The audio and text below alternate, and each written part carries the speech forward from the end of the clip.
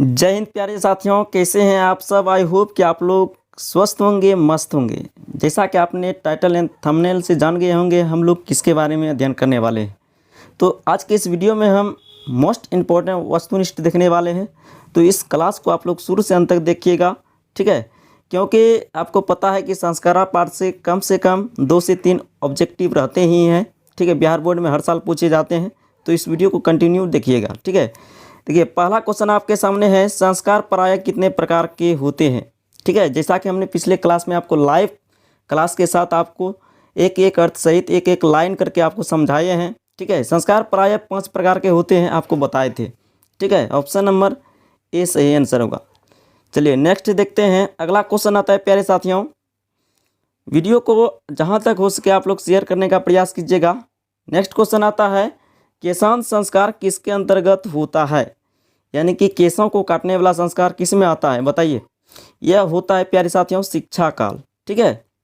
चलिए अगला क्वेश्चन आता है आपके सामने, बहुत इंपॉर्टेंट क्वेश्चन है, चूड़ाकर्म संस्कार किसके अंतर्गत होते हैं, ठीक है। चूड़ाकर्म मुंडन वाला जो संस्कार होता है किस में होता है, ठीक है।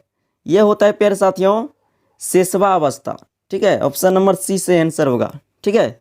शेषवावस्था यानी कि शेषव संस्कार कितने हैं, शेषव संस्कार जो है प्यारे बच्चों यह है आपका 6, ठीक है। जिसमें कि आपको चूड़ाकर्म संस्कार भी बताए थे। तो चूड़ाकर्म संस्कार जो आएगा किसके अंतर्गत, शेषव संस्कार, ठीक है। चलिए अगला क्वेश्चन देखते हैं, बहुत इंपॉर्टेंट क्वेश्चन है। चौथा क्वेश्चन आपके सामने है, शिक्षा संस्कार कितने हैं, शिक्षा संस्कार कितने हैं। तो याद रखना शिक्षा संस्कार 5 है, ठीक है। चलिए अगला क्वेश्चन आता है प्यारे बच्चों आपके सामने, जहाँ तक हो सके इस क्लास को शेयर करने का प्रयास कीजिएगा अपने दोस्तों के बीच जो भी क्लास 10 में पढ़ रहे हैं, ठीक है। काफ़ी लाभ मिलने वाला है। क्वेश्चन है, मंडप का निर्माण किस संस्कार में होता है, मंडप का निर्माण किस संस्कार में होता है, यानी कि मड़वा जो बनाया जाता है गांव घर में, ठीक है। तो याद रखना मंडप का निर्माण जो होगा विवाह संस्कार में होता है, ठीक है। ऑप्शन नंबर ए सही आंसर होगा। चलिए अगला क्वेश्चन आता है आपके सामने, देखिए प्यारे बच्चों यह क्वेश्चन जो है 2021 में पूछा हुआ है, इंपॉर्टेंट क्वेश्चन है। क्वेश्चन है आपके सामने, कन्यादान किस संस्कार में होता है, कन्या का दान ये बताए थे आपको, यह होता है प्यारे बच्चों विवाह संस्कार में। कन्या का दान किस संस्कार में होता है, विवाह संस्कार में। चलिए अगला क्वेश्चन आता है आपके सामने, 7 नंबर क्वेश्चन है प्यारे बच्चों, मरने के बाद कौन संस्कार होता है, मरने के बाद कौन सा संस्कार होता है, कमेंट करके आप लोग बताना।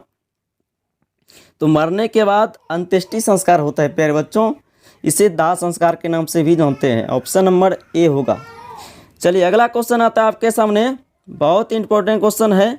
8वां क्वेश्चन, जन्म पूर्व संस्कार कितने हैं, यानी जन्म से पहले कितने संस्कार है, आपको बढ़िया से समझाए थे। जन्म से पूर्व मुख्यतः 3 संस्कार है ना। पहला जिसमें बताए थे गर्भाधान, उसके बाद पुनस्वान, उसके बाद सीमंतोन्नयन। तो याद रखना जन्म से पूर्व 3 संस्कार है, जिससे संस्कृत में त्रिया कहा जाता है, त्रि कहा जाता है। तो ऑप्शन नंबर डी से आंसर होगा, ठीक है। चलिए अगला क्वेश्चन देखते हैं, नामकरण किस संस्कार में होते हैं। तो आंसर याद रखना बचपना संस्कार में होता है। नामकरण किस संस्कार में होते हैं, बचपना संस्कार में, यानी कि बचपन में इसे शैशव संस्कार के नाम से भी जानते हैं। चलिए अगला क्वेश्चन देखते हैं, गृहस्थ काल में कितने संस्कार होते हैं। तो आंसर याद रखना गृहस्थ काल में कुल 1 ही संस्कार है, जिसका नाम है विवाह संस्कार, ठीक है। ऑप्शन नंबर ए सही आंसर होगा। चलिए अगला क्वेश्चन आता है, सप्तपदी क्रिया किस संस्कार में होते हैं। तो आंसर याद रखना विवाह संस्कार। चलिए अगला क्वेश्चन आता है आपके सामने, बचपन में कितने संस्कार होते हैं। तो आंसर याद रखना 6, ठीक है। चलिए अगला क्वेश्चन आता है आपके सामने, क्वेश्चन है आपके सामने, गर्भधारण किस संस्कार में होते हैं। तो आंसर याद रखना जन्म से पूर्व। ऑप्शन नंबर ए सही आंसर होगा। चलिए अगला क्वेश्चन आता है, भारतीय दर्शन का महत्वपूर्ण उपादान क्या है। तो आंसर याद रखना संस्कार। ऑप्शन नंबर सी से आंसर होगा। चलिए अगला क्वेश्चन आता है आपके सामने, भारतीय दर्शन का महत्वपूर्ण स्रोत क्या है। तो आंसर याद रखना संस्कार। ऑप्शन नंबर ए सही आंसर होगा। चलिए अगला क्वेश्चन आता है आपके सामने, 16 नंबर क्वेश्चन है दोस्तों, प्राचीन संस्कृति की पहचान किससे होती है। तो आंसर याद रखना संस्कारों से। प्राचीन संस्कृति की जो पहचान होती है प्यारे साथियों, संस्कारों से ही होती है। ठीक है, चलिए अगला क्वेश्चन आता है आपके सामने, बहुत इंपॉर्टेंट क्वेश्चन है। क्वेश्चन है आपके सामने, सीमंतोन्नयन किस प्रकार का संस्कार है? सीमंतोन्नयन किस प्रकार का संस्कार है? तो आपको पहले ही बता दिए हैं, जन्म पूर्व संस्कार है प्यारे दोस्तों। चलिए अगला क्वेश्चन आता है आपके सामने। क्वेश्चन है आपके सामने 18 नंबर क्वेश्चन, बहुत ही इंपॉर्टेंट क्वेश्चन है। क्वेश्चन है आपके सामने, प्राचीन काल में शिष्यों को क्या कहा जाता था? प्राचीन काल में शिष्यों को क्या कहा जाता था? आंसर याद रखना, ब्रह्मचारी। प्राचीन काल में शिष्यों को क्या कहा जाता था दोस्तों? ब्रह्मचारी कहा जाता था। क्वेश्चन है आपके सामने, नेक्स्ट क्वेश्चन है 19 नंबर क्वेश्चन, गुरु शिष्य को कहाँ ले जाते हैं? तो आंसर याद रखना, अपना घर ले जाते थे। किस लिए ले जाते थे? उसे सही रूप से एजुकेशन मिल सके, शिक्षा मिल सके। तो गुरु शिष्य को आप कहाँ ले जाते थे? घर। ठीक है, ऑप्शन नंबर 20 से आंसर होगा। चलिए अगला क्वेश्चन आता है आपके सामने, शिक्षा नियमों का पालन कौन करते हैं? शिक्षा नियमों का पालन कौन करते हैं? तो आंसर याद रखना, शिष्य। शिक्षा का नियमों के पालन करते हुए शिष्य जो है अध्ययन करते थे। ठीक है, अगला क्वेश्चन आता है, गुरु शिष्यों को क्या देकर घर भेजते थे? तो आंसर याद रखना, उपदेश। गुरु शिष्यों को क्या देकर घर भेजते थे? उपदेश। चलिए अगला क्वेश्चन आता है आपके सामने। क्वेश्चन है आपके सामने, प्राचीन काल में शिष्य वेदा आरंभ कहाँ करते थे? तो आंसर याद रखना, गुरु के घर में। कहाँ पर? गुरु के घर में। चलिए अगला क्वेश्चन आता है आपके सामने। क्वेश्चन है प्यारे दोस्तों, क्वेश्चन है, भारतीय संस्कृति का परिचय किसमें दिखाई पड़ता है? तो आंसर याद रखना, संस्कार। चलिए अगला क्वेश्चन आता है आपके सामने। ऐसे तो आपको एक एक अर्थ सहित आपको समझा दिए हैं, लेकिन आपको समझना बहुत ज़रूरी है, क्योंकि वस्तुनिष्ठ जो भी पूछे जाते हैं लगभग 1 से 2 क्वेश्चन पूछा हुआ भी पूछे जाते हैं। ठीक है, और ऐसे हमने आपको एक लाइव क्लास में अर्थ सहित आपको समझा दिए हैं। ठीक है, अगर आपने क्लास कर लिए हैं तो अच्छी बात है, अगर नहीं किए हैं तो लिंक डिस्क्रिप्शन बॉक्स में मिल जाएगा, आप लोग ज़रूर वॉच कीजिएगा। चलिए क्वेश्चन है आपके सामने, अंतिम शिक्षा संस्कार का नाम क्या है? तो आंसर याद रखना, अंतिम शिक्षा संस्कार का जो नाम है यह होगा आपका समावर्तन। ठीक है, ऑप्शन नंबर 20 से आंसर होगा। चलिए अगला क्वेश्चन आता है। क्वेश्चन है आपके सामने, पानी ग्रहण किस संस्कार में होता है? पानी ग्रहण किस संस्कार में होता है? यह होता है विवाह संस्कार में। ऑप्शन नंबर सी से आंसर होगा। ठीक है, चलिए अगला क्वेश्चन आता है आपके सामने। क्वेश्चन है आपके सामने प्यारे दोस्तों, विवाह संस्कार के अंतर्गत क्या नहीं आता है? विवाह संस्कार के अंतर्गत क्या नहीं आता है? देखिए, वागदान तो अवे करता है, सिंदूरदान भी होता है, कन्यादान भी होता है। ठीक है, ये जो होता है गोदान जो है नहीं होता है, ये जो होता है केशव संस्कार में होता है गोदान। तो आंसर याद रखना, विवाह संस्कार के अंतर्गत क्या नहीं होगा? तो गोदान। ठीक है, चलिए अगला क्वेश्चन आता है आपके सामने, कब गुरु शिष्यों को उपदेश देकर घर भेजते थे? कब गुरु शिष्यों को उपदेश देकर घर भेजते थे? तो शिक्षा की समाप्ति पर, यानी शिक्षा के अवसान में। ऑप्शन के अनुसार होगा आंसर, तो ऑप्शन नंबर सी से आंसर होगा। ठीक है, चलिए अगला क्वेश्चन आता है प्यारे बच्चों, प्यारे दोस्तों, शिष्य का पहला छोर कर्म कहाँ होता था? यानी कि केशों को काटने वाला कर्म कहाँ होता था? तो आंसर रखना, गुरु के घर में, यानी ऑप्शन नंबर ए सही आंसर होगा। चलिए अगला क्वेश्चन आता है, चरित्र का निर्माण किससे होता है? संस्कारों से। जब तक आपका चरित्र सही नहीं रहेगा तो आपके अंदर संस्कार कैसे आएंगे? तो चरित्र का निर्माण किससे होता है?